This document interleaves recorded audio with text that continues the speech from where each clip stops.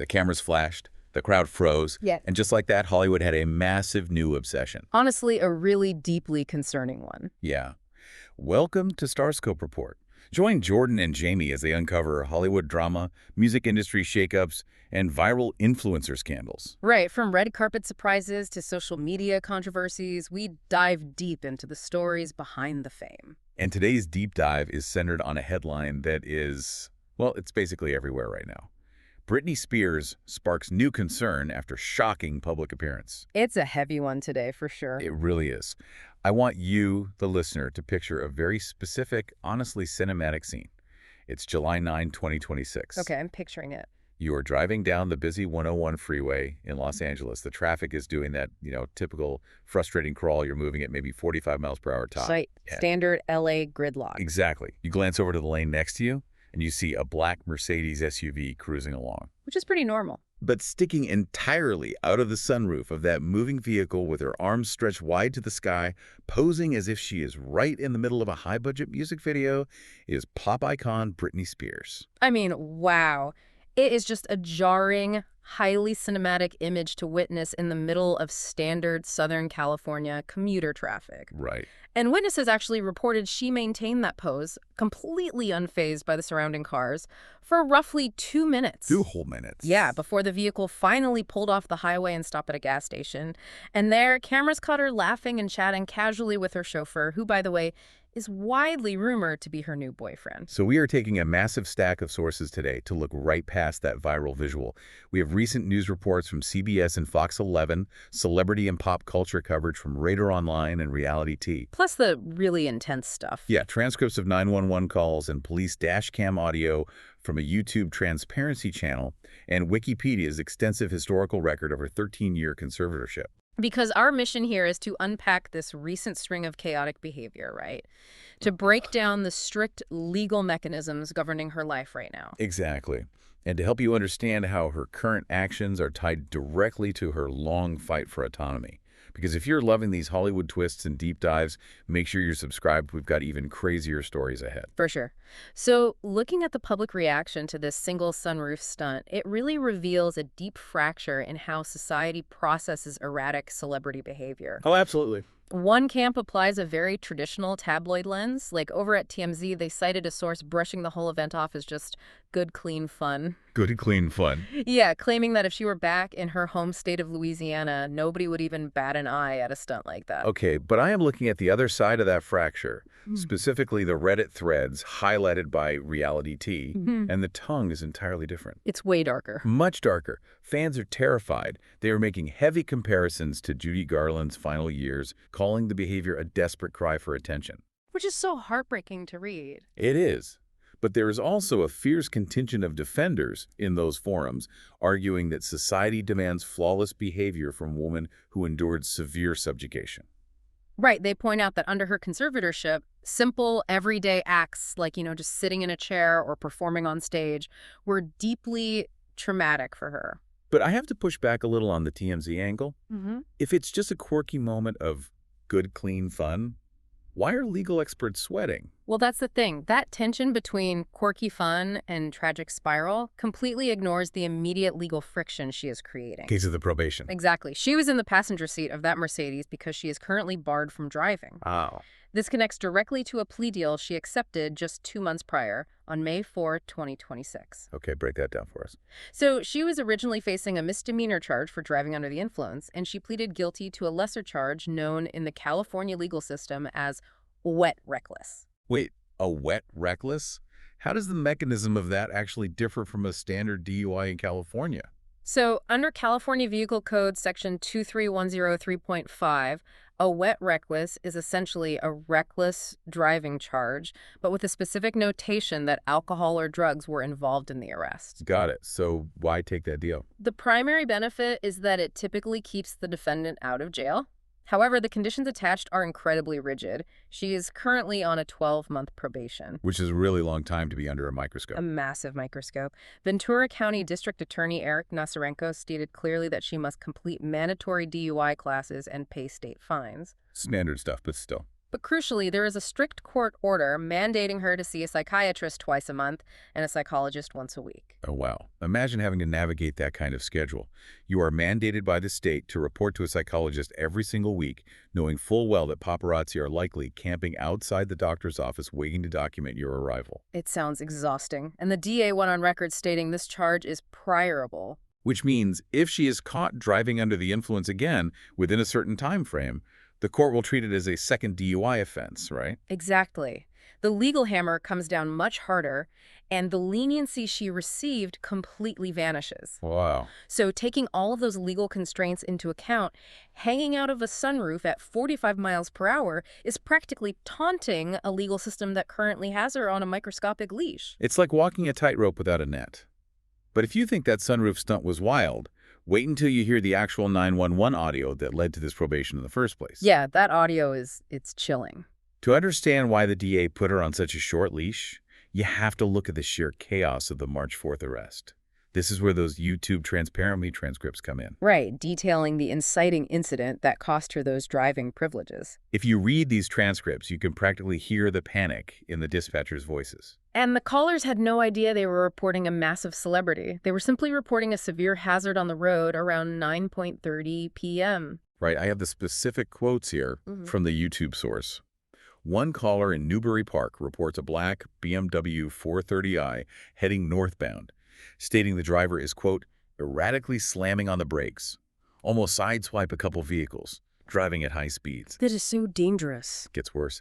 Another caller, heading southbound, sees the same vehicle, telling dispatch the driver is randomly braking in and out of the lanes and almost sideswiped 3 or 4 cars. Jeez. The driving was so bad that dispatchers were actively instructing the anonymous callers to fall back and maintain a safe distance, rather than try to get closer for a license plate. The California Highway Patrol eventually intercepts the vehicle, and the resulting dashcam audio completely shifts the narrative. How so? Well, it goes from this aggressive, reckless driver scenario to a portrait of profound vulnerability. The officer maintains a very rigid, protocol-driven demeanor. Just doing his job, assessing if she's safe to drive. Right. He is speaking calmly, assessing impairment, giving lawful orders to step out of the vehicle. But against that procedural calmness, Britney's fragility is fully exposed on the side of a dark highway. She sounds incredibly scattered in the transcripts. When the officer asks her to step out, she replies, I don't like that. Which is such a childlike response to authority. And then she tells him, I have cancer on the right side of my head. My pill is stolen from my house. I'm very fragile. Be careful when you deal with this Queen of Hearts. It's a lot to process. And then she heartbreakingly adds, I'm a dancer and I suck. And I try my best every day. She also mentions this is her first BMW and she wants to give it to her son for college. It is a flood of seemingly disconnected thoughts tumbling out all at once. We really have to look at the broader context of what was happening behind the scenes leading up to that night, though. What did the sources say? Fox 11 and TMZ sources noted some massive life changes. Shortly before the March 4th incident, she had finalized a landmark sale of her music catalog to the publisher Primary Wave. Oh, that's right. Industry estimates value that catalog deal at roughly $200 million. $200 million, wow. Yeah, and around that exact same time, she reportedly fired her entire team of sobriety coaches. That is wow. It's like taking the governor off a high-performance engine while simultaneously removing the steering wheel. That is the perfect analogy. The sudden influx of $200 million in liquid wealth gives her unlimited momentum, but firing those sobriety coaches removed all the directional control. Completely. How much of this erratic behavior on the freeway is a direct result of suddenly losing those specific guardrails? Well, immense liquid wealth acts as a massive accelerant. For someone navigating a highly public life with a history of substance struggles, a sober coaching team doesn't just provide friendly advice. Right, they do so much more. They establish a friction point between an impulse and an action. So when you have unlimited financial resources and you intentionally remove the supervision, the risk of spiraling increases exponentially. Firing them was a conscious choice to remove that friction. And we saw the results of removing that friction play out again shortly after her plea deal. And later in the episode, we'll talk about the shocking twist regarding her conservatorship. But first, let's talk about the restaurant incident. Oh, the Blue Dog Tavern. Yes. Radar Online reported on an incident from May 14th. Diners at the Blue Dog Tavern in Sherman Oaks claim she was acting highly erratically during dinner. What exactly were they claiming? Eyewitnesses reported she was literally barking during conversations, walking around carrying a knife near other tables, and even attempted to light a cigarette indoors near the restaurant door. I mean, can't do that. No. Her team immediately deployed damage control, claiming the situation was blown completely out of proportion. But regardless of the spin from her public relations team, it fits a clear pattern of someone operating without boundaries. It really does. And to understand why she currently lacks those guardrails, and why the public reacts with such intense scrutiny when she makes a misstep, we have to pull from the Wikipedia records detailing the probate conservatorship she lived under from 2008 to late 2021. Which is such a dark chapter. How does a probate conservatorship actually function in California? The underlying mechanism is crucial to grasp here. This legal arrangement is almost exclusively reserved for individuals who are completely incapacitated. Like medically incapacitated? Yeah, people with severe cognitive decline, dementia, or those in comas who physically cannot feed, clothe, or shelter themselves.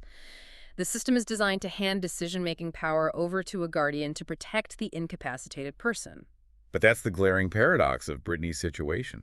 She was legally classified under this incapacitated status, yet she was simultaneously releasing platinum albums. Right. She was judging network reality television shows and performing a grueling Las Vegas residency that generated hundreds of millions of dollars. It makes no sense. She was highly functional commercially, while legally classified as entirely incapable of managing her own life. And the control exerted by her father, Jamie Spears, and her management team went far beyond financial oversight. It was total bodily and psychological subjugation. It really was. We have to look back at her harrowing public testimony from June 23, 2021. She testified under oath that she was forced to take lithium, a powerful psychiatric medication, against her will. Course medication. Yeah. And she revealed that her personal phone conversations were mirrored and surveilled by her own security team. Which is just terrifying. Imagine sitting in a courtroom and having to ask a judge for permission to remove your own birth control. I can't even fathom it. She stated she was forced to keep an IUD inside her body against her will, explicitly to prevent her from having more children. She was a grown woman, acting as the primary economic engine for a sprawling team of people who legally could not choose to go to a doctor and have her birth control removed. The psychological whiplash of her current reality is staggering when you put it in that context. Definitely. She went from that absolute subjugation where she couldn't make a single choice about her body, her friendships, or her schedule to total unrestricted freedom. Practically overnight. And she didn't have the luxury of stepping into freedom privately. She stepped into it while still living under the relentless, magnifying lens of the paparazzi, the tabloids, and the public's judgment. Look, we all watched the documentaries. We all cheered for the Free Britney movement. We demanded her freedom. We did. But I have to ask, the very second she doesn't act perfectly free, the moment she makes a mess in public, panic sets in across the media landscape. There is a real danger that the public is weaponizing her trauma against her. Oh, totally. Holding her to a standard of flawless, hyper-compliant adult behavior that literally no one could meet after 13 years of systemic abuse. The legal system previously failed her by over-controlling her to the point of profound abuse. The struggle we are witnessing now, the reckless driving, the restaurant incident, the sunroof stunt, is the messy reality of trying to find a healthy middle ground. Yeah, that fix shit again. Can she establish a network of support that she actually trusts without that support turning back into coercion? Trauma does not evaporate simply because a judge signs a piece of paper ending a conservatorship. Right. Recovery is inherently nonlinear and clumsy. And for her, that clumsiness is broadcast globally in real time. So to summarize this whole deep dive, Britney Spears is currently caught in a deeply complex intersection. She is navigating the strict, zero-tolerance legal boundaries of a 12-month probation, the unchecked momentum of immense liquid wealth from her recent catalog sale, and the lingering trauma of a 13-year abusive conservatorship. It is a perfect storm. It is. The image of her standing through the sunroof on the 101 freeway is not just a quirky throwback to her music video days. It is a highly visible symptom of a woman who is clumsily, publicly trying to figure out how to operate outside of a cage. It really is the physical manifestation of someone testing the absolute limits of their environment, driven by the simple fact that for over a decade she had no limits to test. They were all rigidly and abusively enforced upon her by the state and her family. I want you to think about how you personally process stress, or a past trauma, or even just a severely bad week. Think about the mistakes you make, the coping mechanisms you lean on, and the friction you experience when you are trying to heal. We all have those moments. Now imagine trying to navigate that delicate, deeply personal healing process while the entire world watches, records, and aggressively critiques every single misstep you make. It brings up a really important final thought. The ultimate goal of the movement to free her was to restore her fundamental human right to make her own choices. Yes. But that inherently includes the right to make terrible choices. Autonomy means the freedom to fail. So, at what point does our collective public concern for her safety cross the line? That's the big question. When does our constant monitoring of her every move, dissecting every restaurant, dinner, and freeway drive, step right back into the very surveillance and control we fought so hard to dismantle? Are we watching a woman finally feeling the wind in her hair? Or are we actively helping to build a new kind of cage out of camera lenses and commentary? The diagnostic waters are muddy, the legal consequences are severe, and she is navigating all of it without a steering wheel. We'll leave you to think about that. Yeah, it's a lot to process. It really is. Stay tuned and hit that subscribe button so you don't miss what's coming next. You've been listening to StarScope Report, where Jordan and Jamie uncover the stories shaping Hollywood, music, and pop culture. Thanks for tuning in, and don't forget to subscribe for more stories that keep the stars shining.